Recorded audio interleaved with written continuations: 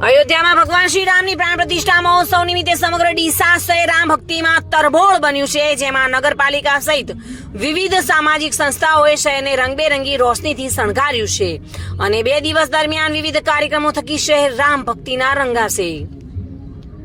ભગવાન શ્રી રામની જન્મભૂમિ અયોધ્યા ખાતે સદીઓ બાદ નવનિર્માણ પામી રહેલા રામ મંદિરમાં ભગવાન શ્રી રામની 22 જાન્યુઆરીએ પ્રતિષ્ઠા મહોત્સવ યોજાનાર છે, ત્યારે સમગ્ર ડીસા શહેર આ મહોત્સવને લઈને રામમય બન્યું છે। ડીસા નગરપાલિકા અને વિવિધ સામાજિક સંસ્થાઓ દ્વારા શહેરને રંગબેરંગી શણગારતા રાત્રિના સમયે માર્ગો, મકાનો, મંદિરો અને બિલ્ડિંગો રોશનીથી ઝળહળી ઉઠ્યા છે, તેમજ 2 દિવસ દરમિયાન વિવિધ કાર્યક્રમો પણ આયોજન કરવામાં આવ્યું છે। આ અંગે ડીસા નગરપાલિકા પ્રમુખ સંગીતાબેન દવેએ જણાવ્યું હતું કે રામ મંદિર પ્રતિષ્ઠા મહોત્સવ નિમિત્તે સમગ્ર ડીસા શહેરમાં મુખ્ય જગ્યાઓએ રોશની કરવામાં આવી છે। તમામ મુખ્ય પ્રવેશ દ્વાર સહિત શહેરમાં મુખ્ય વિસ્તારમાં ભગવાન શ્રી રામના વિશાળ કટઆઉટ મૂક્યા છે।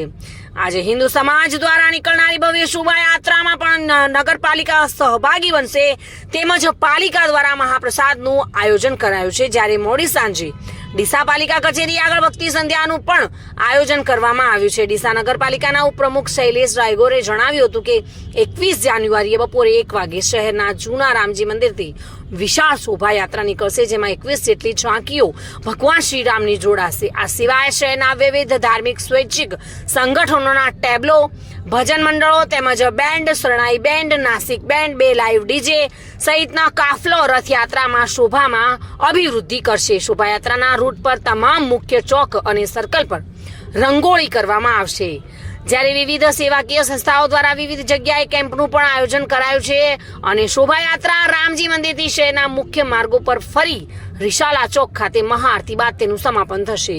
સમગ્ર ડીસા શહેર આ શોભાયાત્રામાં જોડાય તેવું નગરપાલિકા દ્વારા આહ્વાન પણ કરવામાં આવ્યું હતું।